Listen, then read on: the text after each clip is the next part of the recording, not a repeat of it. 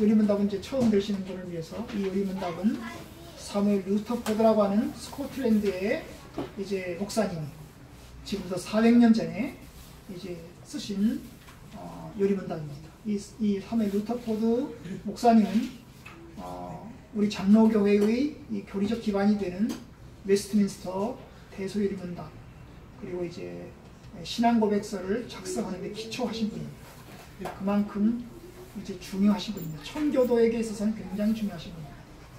그분이 쓰신 요리문답을 저희가 이제 조금씩 살펴보고 있는 중입니다.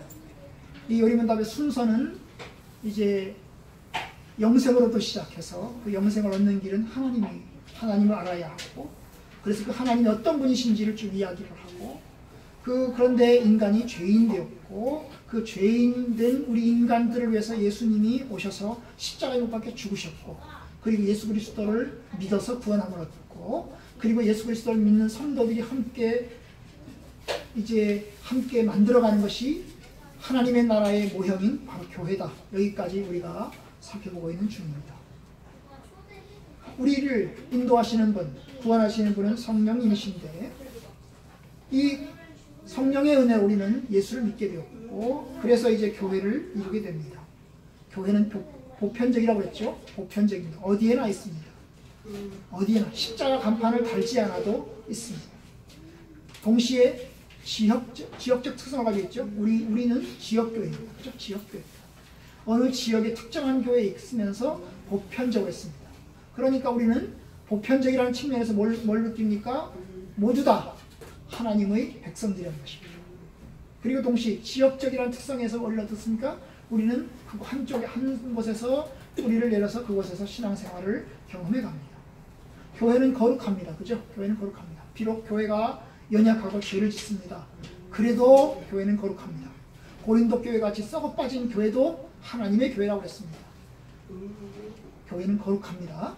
그 거룩은 깨끗하게 살아서 거룩한 게 아니라 하나님께서 우리를 거룩하다고 여겨주시기 때문에 거룩한 것입니다. 물론 장차 하늘나라에서는 완전한 거룩함을 이룰 것입니다. 교회는 볼 수 있으며 한편으로는 볼 수 없습니다. 볼 수 있다는 말은 우리가 모여있기 때문에 볼 수 있죠. 그죠? 모여있기 때문에 볼 수 있습니다. 그러나 한편으로는 교회는 볼 수 없습니다. 왜냐하면 진실된 교회는 사실은 잘 안 보이기 때문입니다. 잘 안 보이기 때문에 우리가 있는 이 지역교회 안에 있는 모임, 교회는 볼 수 있긴 하지만 사실은 연약한 성도들이고, 또 한편으로는 이런 생각 저런 생각 가지고 오신 분들이 있잖아요. 그죠? 예수 믿기 위해서만 오신 분도 있지만 예수 안 믿고 인간관계 때문에 오시는 분도 있잖아요. 그죠? 우리 조그마한 교회에 하면 특별히 그런 일이 별로 없겠지만, 큰 교회는 어떻습니까? 큰 교회는 사업상, 또 결혼하기 위해서, 또 이제 정치적인 어떤 목적을 위해서 교회를 큰 교회로 가시는 분들도 있지 않습니까? 그러니까 이게 올바른 신앙의 토대 위에서 신앙생활을 하는 게 아니라 연약한 어떤 죄성들을 가지고 있기 때문에 교회는 이제 거룩하기도 하고 거룩하지도 않기도 합니다. 연약하기도 하고 또 강하기도 합니다. 교회는 하나님의 교회이지만, 그래서 보편적인 교회는 진리로부터 절대로 이탈하지 않지만, 그러나 특정한 교회는 이제 진리로부터 이탈하기도 합니다. 그 예를 지난 시간에 저는 이제 1938년도에 있었던 장로교단에 이제 신사참배를 이야기했습니다. 목사님들과 장로님들이 모여서 이제 신사참배를 결정했습니다. 연약한 평신자들이 그냥 믿음이 연약해서 우리가 신사참배를 해야 되겠다 이렇게 해서 결정한 게 아니라, 목사님들과 장로님들이 신사참배를 결정해서 전 교회가 신사참배를 다 같이 하였습니다. 이것은 정말 수치스러운 일입니다. 교회가 진리로부터 이탈할 수 있다는 것, 지도자들이 진리로부터 이탈할 수 있다는 것을 보여주는 예라고 할 수 있겠습니다. 이제 하나님께서는 교회에 직분을 주십니다. 오늘 우리가 살펴볼 것은 직분과 관련된 것인데요. 하나님은 직분을 주십니다. 그 말은 뭐냐면, 교회는 그 직분을 통해서 역할을 갖게 하고 그 역할을 통해서 하나님을 섬기게 하십니다. 아무 직분 없이 교회를 내버려 두시는 것이 아니라 하나님께서는 직분을 두셨고 그 직분을 통해서 주님의 교회를 섬기게 하셨습니다. 오늘은 이제 직분과 관련된 것을 볼 텐데, 그 중에서도 구약의 직분을 보고자 합니다. 사실 구약의 직분은 우리하고 별 상관이 없습니다. 우리는 신약시대에 살고 있기 때문에 신약의 직분만 알면 될 것입니다. 그래도 이 사무엘 루터포드 요리 목사님은 구약의 직분에 관한 이야기부터 이야기를 시작합니다. 그래서 우리는 이제 구약의 직분을 오늘 보고, 그리고 난 다음에 이제 다음 시간에 신약의 직분을 보기를 원합니다. 자, 봅시다. 이 주보에 옆에 보시면 이제 순서 번호가 있죠, 그죠? 번호가 있습니다. 231번부터 시작해서 244번까지 구약의 직분과 관련된 이야기를 하고 있는데요. 한번 이제 문은 제가 읽고 답은 여러분이 읽고, 그리고 난 다음에 제가 간단하게 설명하고 이렇게 넘어가는 방식으로 합니다. 교회를 위해서 구약에서 그리스도께서 세우신 직분은 무엇인가? 출애굽 전에도 있었고 출애굽 후에도 있었다. 네, 출애굽 전에도 있었고, 출애굽 전이라면 창세기 이야기입니다. 창세기에서도 직분이 있었고, 그 다음에 출애굽기 이후에도 직분이 있었다. 이게 이제 골자입니다, 그죠? 그러면 232번 출애굽 전의 직분은 무엇인가? 초태생들이 남은 백성을 가르치고 지도하는 왕이었다. 하나님께서 전자들을 거부하신 경우 외에는 말이다. 네, 지금 여기서 이제 창세기의 이야기를 하는 것입니다.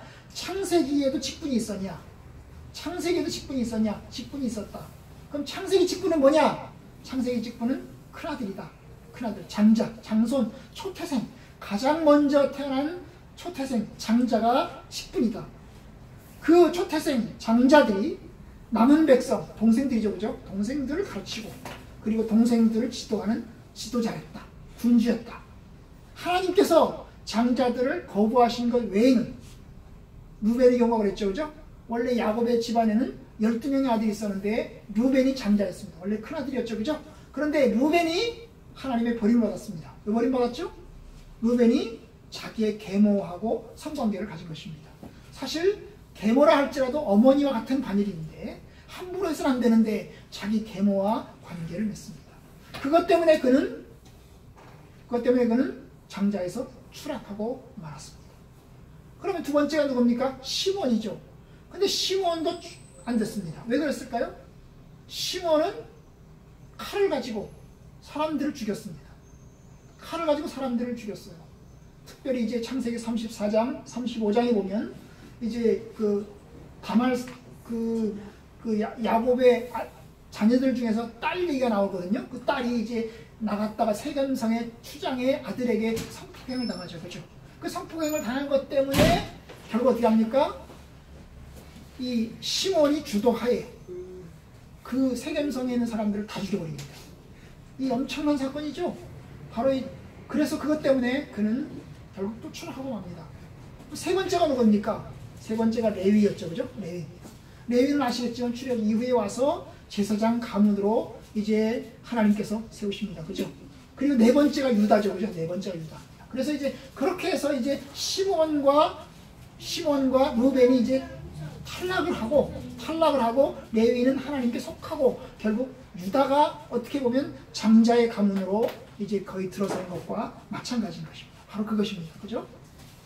자, 233번 초태생의 존엄이 무엇인가? 형제들을 다스리는 군주여 왕이며 두 배의 상속을 받았고 하나님께 생활한 자였다. 네, 첫 번째 그 장자 큰아들이 가지고 있는 그 존귀함이 무엇이냐? 그것은 곧 형제들, 동생들을 다스리는 군주이고 왕이에요. 그만큼 큰아들의 영향력이 큰 겁니다. 여러분, 그게 이 이스라엘만 그런 게 아닙니다. 우리나라도 마찬가지죠. 그죠? 우리나라도 큰아들의 권한이 아주 큰 것입니다. 게다가 큰아들이 우리나라는 제사도 물려받고 또 재산도 다 물려받고 그러잖아요. 그죠? 지금이야 이제 이게 상속과 관련된 것이 많이 바뀌었지만 여러분, 큰아들이 받는 권한이 엄청나게 큽니다. 아들들, 딸들 있는 집안에서는 아들들한테 다 몰아주잖아요. 그죠? 아들들한테 다 몰아줍니다. 딸을 하나도 못 받는 경우들도 있습니다. 2배의 상속을 받았습니다. 큰아들의 경우에는 특별히 2배의 상속을 받았어요. 그러니까 엄청나게 많이 받은 거죠. 게다가 하나님께 성결한 자였습니다. 그 말은 뭐냐면 큰아들은 하나님의 것이라고 여겨졌습니다. 그죠? 하나님의 것으로 여겨졌어요. 큰아들은 하나님의 것입니다. 그래서 큰아들은 거룩한 자로서 그 가장을 주도해서 올바른 길로 인도할 수 있는 책임을 가졌던 것입니다. 이게 출애굽 전의 직분입니다. 출애굽 전의 직분은 장자, 큰아들입니다. 큰아들. 자, 그 다음에 234번 출애굽 이후의 교회의 직분은 무엇인가? 제사장, 레위인, 선지자이다. 예, 여기 출애굽 이후에, 그러니까 출애굽기서부터 시작해서 이루어지는 이제 직분이죠, 그죠? 그 직분은 제사장, 레위인, 선지자다. 여기 빠진 게 있습니다. 이 사무엘 루터포드 목사님은 장로를 뺐습니다. 왜 뺐는지 모르겠습니다. 왜 뺐는지 모르겠지만 어쨌든 장로가 빠졌습니다. 그래서 이 장로에 관련된 부분은 제가 뒤에 가서 보충적으로 이야기를 조금 하도록 하겠습니다. 235번 당시 몇 종류의 제사장이 있었나? 두 종류, 즉 대제사장과 일반 제사장인데 모두 아론의 반에서 나왔다. 네, 자 여기 제사장이 몇 종류냐? 제사장이 몇 종류냐? 두 종류다. 하나는 대제사장, 하나는 일반 제사장. 두 종류다. 대제사장은 한 명입니다. 한 명. 모두 다 아론의 반열에서 나왔습니다. 레위 지파에서 또 아론의 가문, 고핫 가문. 레위는 3명의 아들이 있었거든요. 3명의 아들이 있었습니다. 게르손, 고핫, 그 다음에 이제 무라리 3명이 있었습니다. 그 3명 중에서 고핫 가문에서 이 두 번째인 고핫 가문에서 게르손, 고핫, 그 다음에 이제 무라리 세 아들이 있었습니다. 그 세 아들 중에서 가운데에 있는 이제 고핫 가문에서 아론의 반열에서 나왔습니다. 왜 하필이면 레위 세 번째거든요. 세 번째 아들에서 하나님이 왜 세 번째를 선택하셨냐? 몰라요. 그리고 왜 하나님께서 하필이면 이 게르손도 있고 무라리도 있는데 가운데 있는 고핫 자손에 대해서 선택하셨냐? 몰라요. 아마도 모세 때문이 아닌가 생각이 됩니다. 그죠? 모세가 바로 아론의 동생이잖아요. 그죠? 그런데 이제 하나님께서 모세를 선택하셨는데 그 모세 때문에 아론과 함께 하지 않았을까 하는 것이 이제 성경학자들의 추측입니다. 하나님께서 명시적으로 얘기하지 않았거든요. 명시적으로 얘기하지 않으셨습니다. 어쨌든 이 아론의 반열에서 나왔는데 아론의 반열에서 맨 큰 아들, 맨 첫 번째가 대제사장이고 나머지는 다 제사장입니다. 그 대제사장은 한 번 대제사장이 되면 죽을 때까지 합니다. 종신입니다. 죽을 때까지 합니다. 그 사람이 죽으면 또 그 사람 다른 사람들 중에서 또 제사장을 세우고 이런 식입니다. 그럼 나머지는 다 제사장입니다. 그러니까 어떤 사람은 죽을 때까지 제사장만 하다가 죽습니다. 물론 레위의 가문 중에서 아론 가문이 아닌 다른 가문들은 전부 다 레위인이었습니다. 예를 들면 레위의 가문이 아까 말했던 게르손, 그 다음에 고핫, 그 다음에 무라리가 있었잖아요. 이 세 가문에서 특별히 고핫에서 나온 아론의 후손들만 제사장이고, 그럼 나머지 게르손, 그 다음에 고핫 가문인데 이제 아론의 후손이 아닌 사람들, 그 다음에 무라리 자손들, 이 사람들은 다 레위인으로서 하나님께 봉사를 또 했습니다. 네. 236번 대제사장의 특별한 직무가 무엇인가? 우림과 둠빔으로 하나님의 뜻을 묻는 것과 1년에 한 번 손에 피를 들고 지성소에 들어가는 것이다. 네, 지금 제사장하고 대제사장하고 이제 구분을 합니다. 그러면 대제사장의 직무가 무엇이냐? 여기 두 가지를 이야기했어요. 제사장 직무. 첫 번째가 뭐예요? 우림과 둠빔으로 하나님의 뜻을 물었다. 여러분, 우림과 둠빔이라고 하는 것은 제사장이 입는 옷에 이제 조끼를 이야기합니다. 일반 제사장은 전부 다 하얀색을 입었습니다. 모든 제사장은 다 하얀색을 입었습니다. 그럼 대제사장은 하얀색 위에다가 이제 조끼를 걸쳤습니다. 그래서 이쪽에다가 이제 보석을 달고, 그 다음에 여기 가슴팍에 12개의 보석을 달고, 그 다음에 이 가슴팍에 이제 안쪽에 이제 주머니를 하나 놨어요. 그 주머니 안에 우림하고 둠빔이라고 하는 보석 2개를 거기다가 집어넣습니다. 그래서 여기서 이제 하나님의 뜻을 묻는 겁니다. 하나님, 우리가 전쟁에 나갈까요? 말까요? 그러면 이제 이 제사장이 여기서 2개의 보석 중에서 한 가지를 딱 끄집어내는 겁니다. 하나는 밝은 색, 하나는 어두운 색이겠죠. 그죠? 밝은 색의 경우에는 전쟁에 나가라. 예스. 그 다음에 아니면 노. 이런 식으로 이제 하는 거죠. 여러분 마치 이제 동전 던지기를 이제 동전을 탁 던져가지고 이제 이제 숫자가 나오냐, 그 다음에 이제 그림이 나오냐, 이걸 가지고 이제 하기도 하지 않습니까? 그죠? 예. 침을 툭 뱉어가지고 침이 일로 가냐 이거 가지고 하듯이 이 주머니에서 이건 뭘 꺼내가지고 이거냐 저거냐를 이제 결정하는 겁니다. 바로 우림과 둠빔입니다. 우림과 둠빔으로 제사장은 중요한 일들을 이스라엘의 중대사를 결정할 때 하나님의 뜻을 물어서 그걸로 응답해 주었습니다. 또 하나가 뭡니까? 피를 가지고 지성소에 1년에 한 번 들어가는 것입니다. 대제사장은 1년에 한 번 지성소에 1년에 한 번 들어갈 수 있습니다. 그러면 평상시에 364일은 들어갈 수 없습니다. 오직 하루, 1년에 하루. 언제요? 속죄일날. 속죄일날 이스라엘 백성들의 모든 죄를 용서하고 대속하기 위해서 제사 드리는 바로 그날 피를 가지고 지성소에 들어가서 법궤 여기저기에 뿌리고 바르고 이렇게 해서 이제 백성들의 죄를 사죄하는 제사를 올리게 됩니다. 백성들은 그날 1년에 하루 금식하게 됩니다.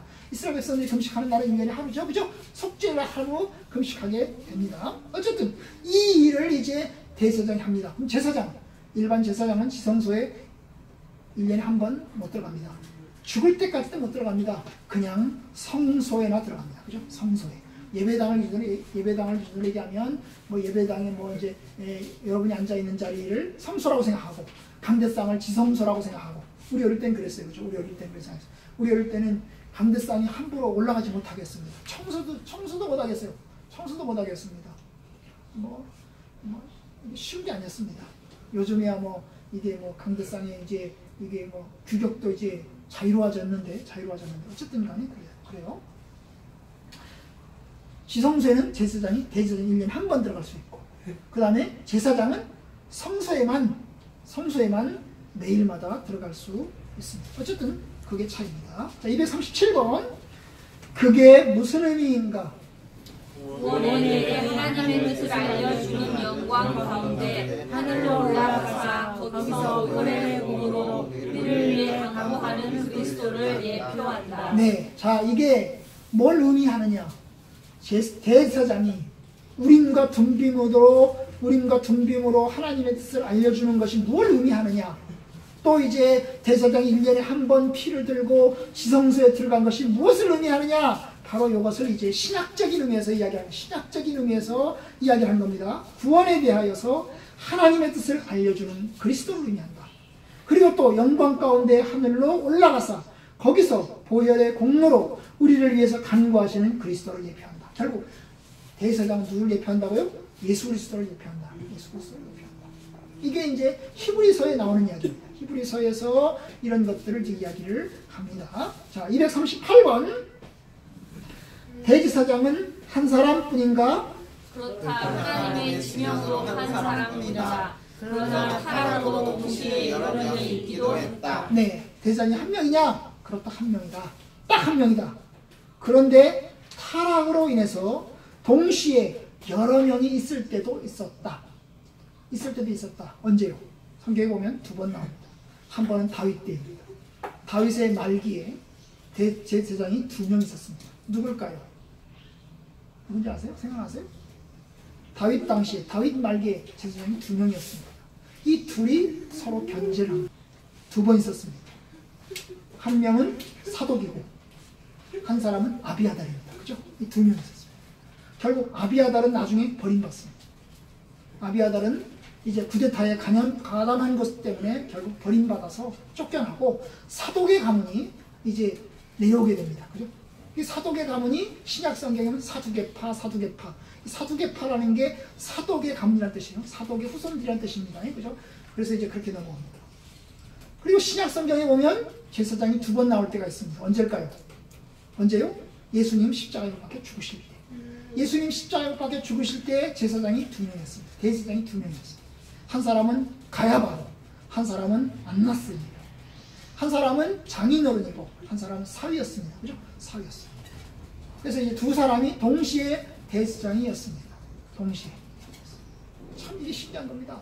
원래 하나님께서는 한 사람만 대제사장으로 세우도록 명령하셨는데 두 사람인 경우들이 가끔씩 생겨나는 것입니다. 정치적인 이유 때문이죠. 그죠?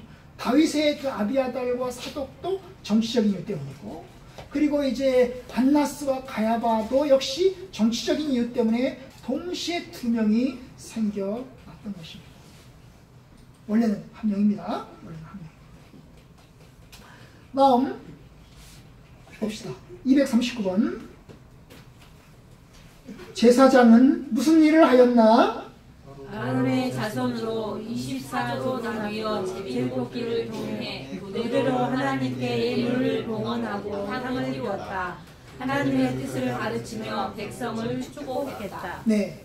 평제사장. 그러니까 이게 이제 아까는 대제사장이었고 평제사장. 일반 제사장들은 뭘 했냐? 무슨 일을 했냐? 이겁니다. 그죠? 아론의 자손으로 24계조로 나누어서 24계조로 나눈 것은 제사장이 숫자가 늘어나니까 이 제사장들이 다 한꺼번에 직무에 감당할 수 없으니까 그걸 조를 짜가지고 제입뽑기를 해가지고 1조, 2조, 3조, 4조 이렇게 가지고 한 번 들어가면 한 보름 정도씩 혹은 한 달 정도씩 이렇게 들어가서 돌아가면서 이제 직무를 감당한 것입니다. 뭘 했냐? 교대로 하나님께 예물을 봉헌하고 향을 피웠다. 이게 제사죠, 그죠?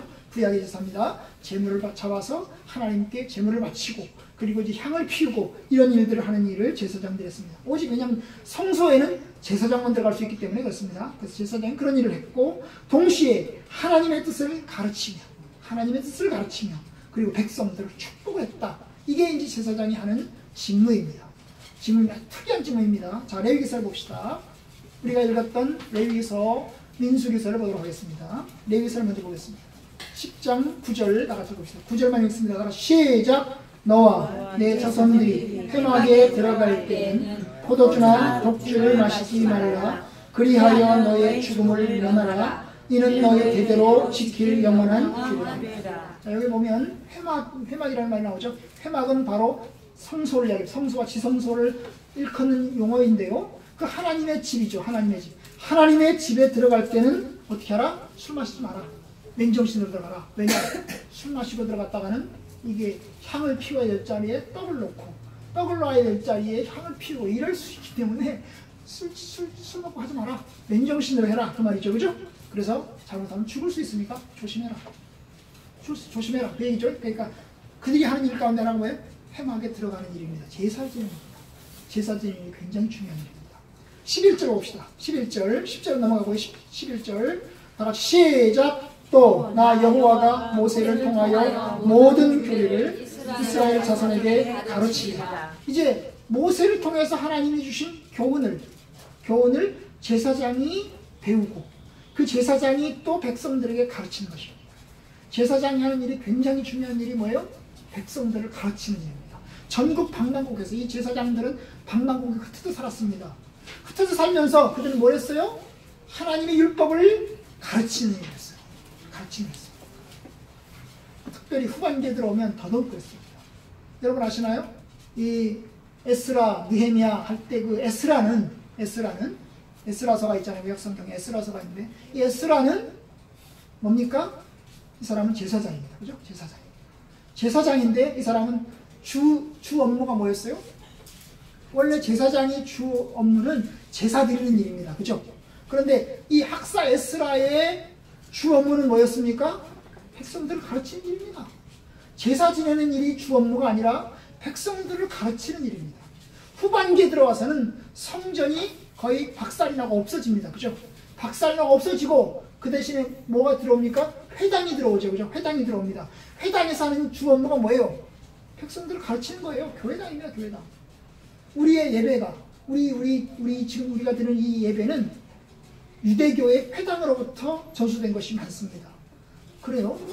원래 이 성전에서 예배는 뭡니까? 제물을 바치는 게 주 업무잖아요. 그죠? 그런데 회당에서의 주 업무는 뭐예요? 백성들을 가르치는 겁니다. 백성들을 가르치는 거예요. 그러니까 우리는 회당 예배에서 넘어온 것이 많은 거예요. 제사장들이 율법을 가르치니 굉장히 중요한 일이었어요. 백성들을 가르쳐요. 아니, 제사장들이 백성들을 가르쳐? 그냥 제사 지낸 거 아니야? 여러분, 백성들을 가르치는 일이 굉장히 중요했어요. 왜요? 백성들이 가르쳐야 백성들이 알아야 면장을 할 거 아니에요.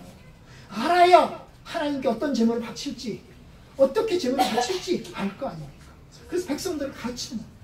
하나님께 제사 드리는 요령, 그다음 어떻게 살아가는 요령, 어떤 때 제사를 지낼 것인지 이런 것들을 제가 가르치는 것입니다. 제사장들이 한 일입니다. 그 다음에 또 봅시다. 민수기서를 보죠. 민수기서 6장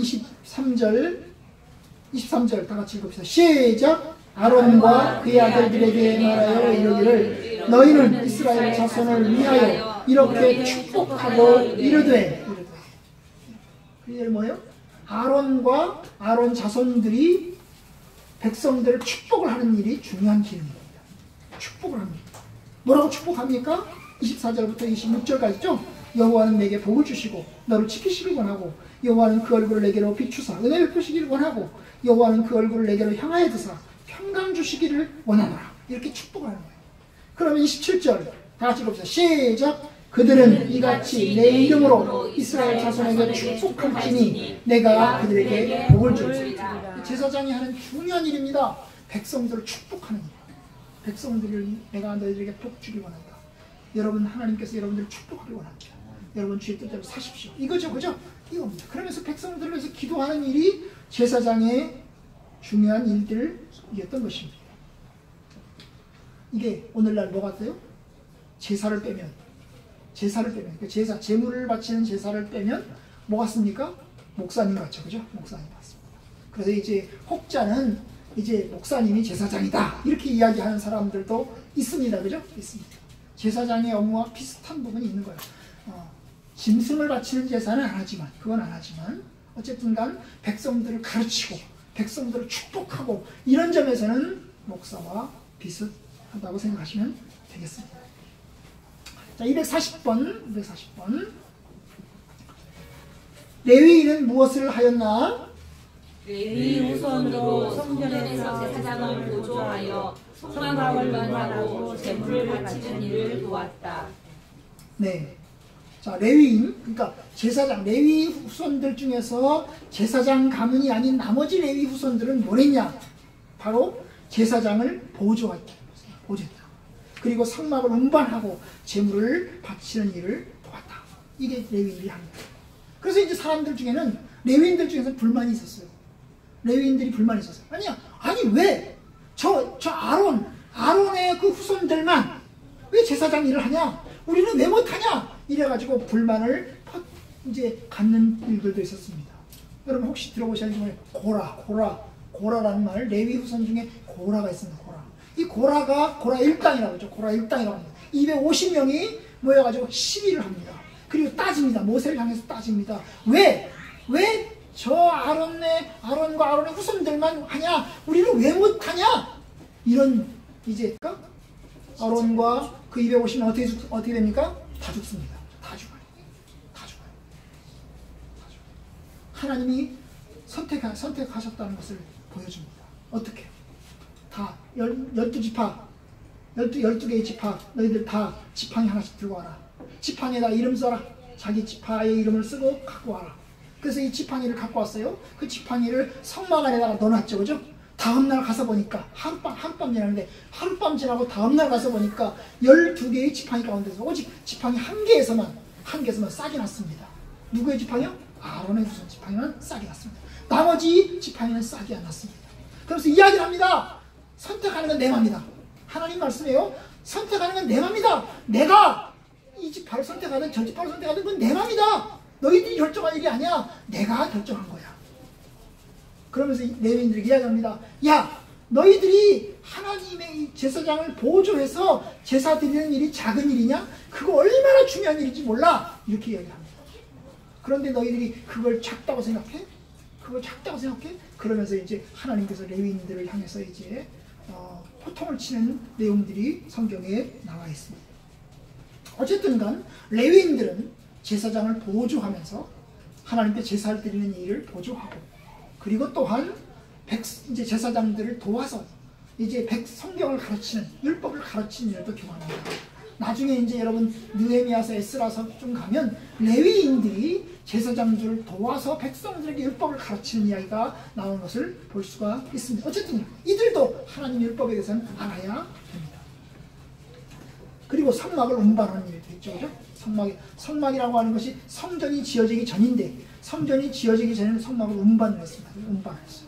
그러면 이제 어떤 거는 수레에 실어서 운반하는 경우도 있고 어떤 경우는 들어서 운반하는 경우도 있는데 예를 들면 성막에 있는 기물들은 이제 이런 법궤라든지 그 다음에 떡상이라든지 이런 번제단이라든지 이런 거는 들어서 운반을 했습니다. 어깨에 메고 운반을 했습니다. 나머지 이제 뭡니까? 천막 커튼이라든지, 그 다음에 이제 뭡니까? 이 마당을 쭉 삥 둘러서 세우는 이제 뭐예요?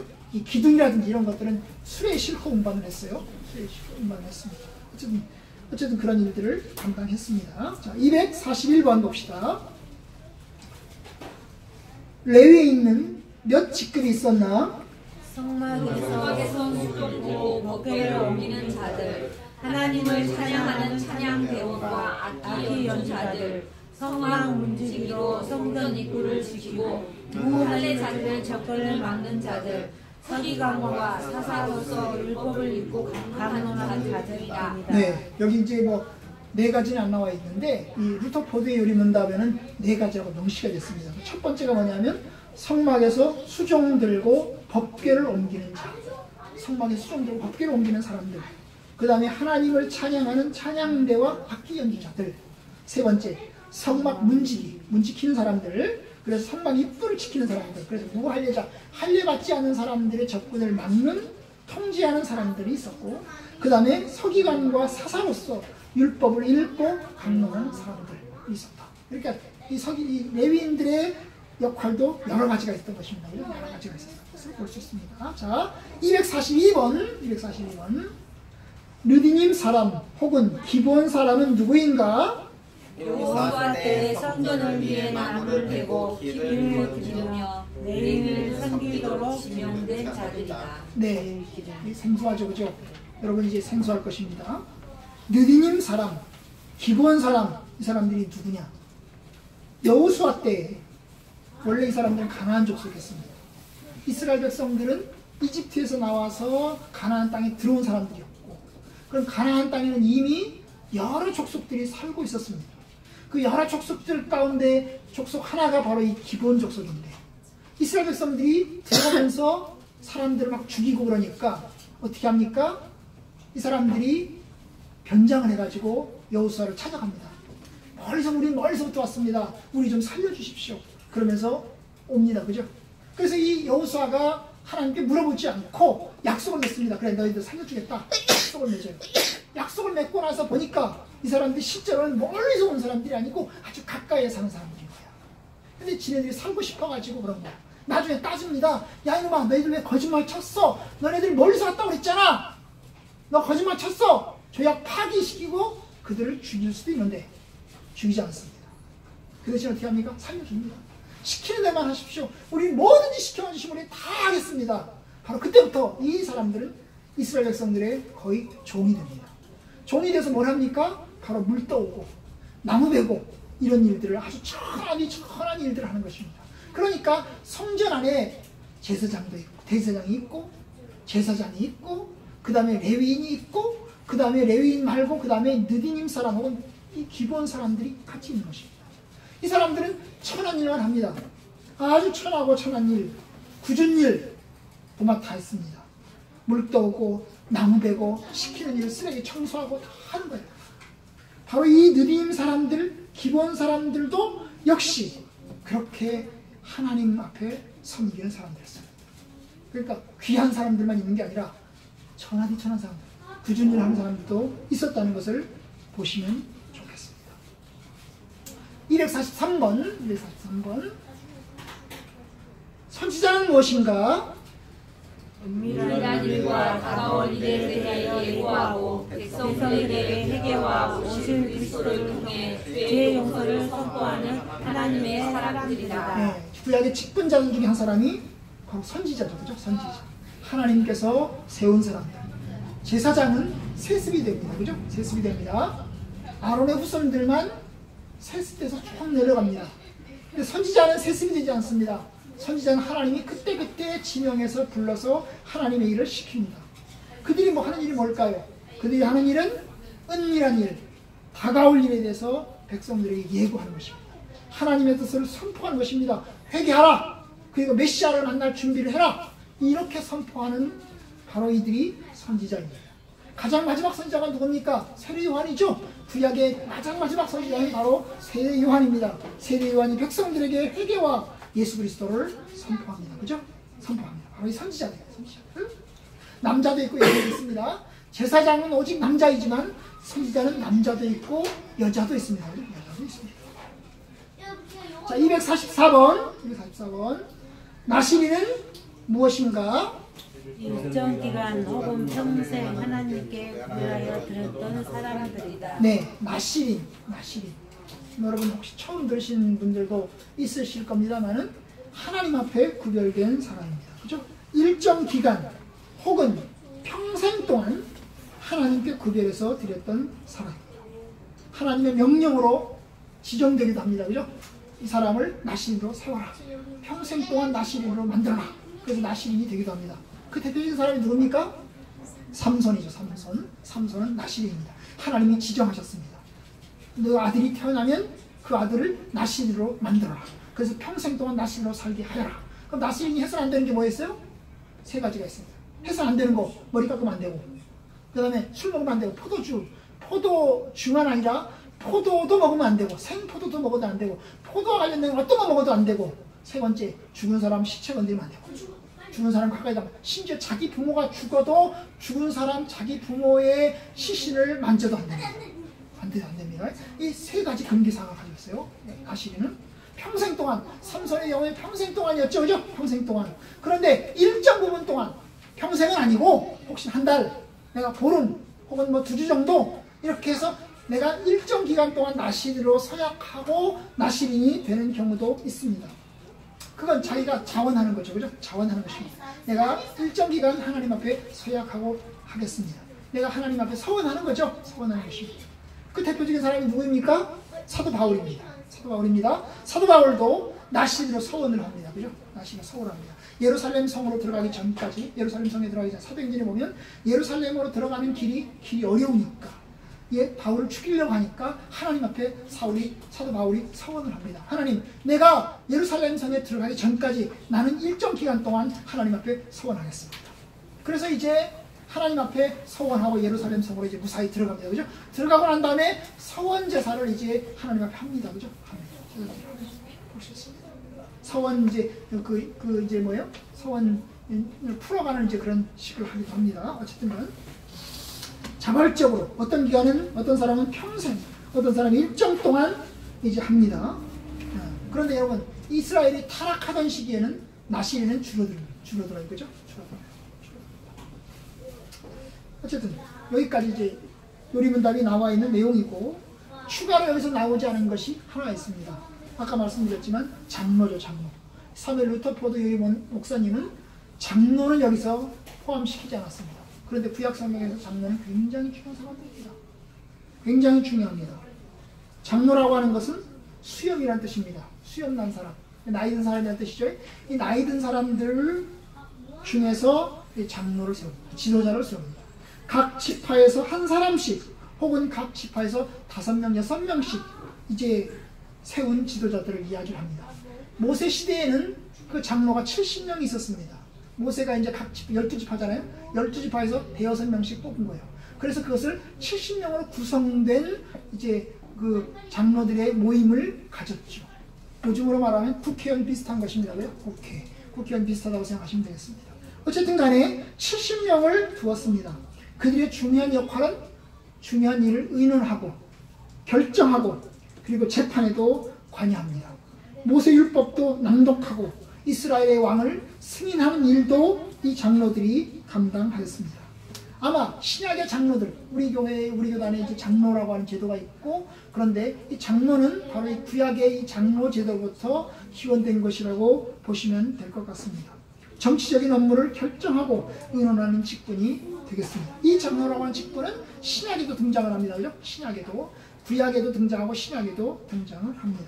여기까지 제가 이제 여러 직분들을 살펴보았습니다. 출애굽 이전의 장자, 그리고 출애굽 이후에 이제 제사장, 레위인, 선지자, 기본 사람, 그 다음에 나시린, 여기까지 장로까지 살펴보았습니다. 이제 이 중에서 신약의 직분과 비교해서 잠깐 봅시다. 대제사장, 제사장, 신약 시대에 없습니다. 그죠? 예수님이 십자가에 죽으심으로 죄 용서를 다 이루셨기 때문에 더 이상 짐승 제사가 필요 없습니다. 그래서 성전도 필요 없습니다. 제사장도 필요 없고 대제사장도 필요가 없습니다. 그죠? 자, 레위 이제 히브리서를 봅시다. 히브리서 10장 11절부터 시작해서 14절까지 다 같이 읽어봅시다. 시작. 제사장마다 매일 서서 섬기며 자주 같은 제사를 드리되 이 제사는 언제나 죄를 없게 하지 못하거니와 오직 그리스도는 죄를 위하여 한 영원한 제사를 드리시고 하나님 우편에 앉으사 그 후에 자기 원수들을 자기 백성이 되게 하실 때까지 기다리시나니 그가 거룩하게 된 자들을 한 번의 제사로 온 영원히 온전하게 하셨느니라. 여러분, 이게 이제 제사와 관련된 이야기인데요. 구약시대 제사 11절이죠. 제사장마다 매일 서서 섬기며 같은 제사를 드리되 이 제사는 언제나 죄를 없게 하지 못한다. 이게 구약시대 제사의 한계죠. 그죠? 한계입니다.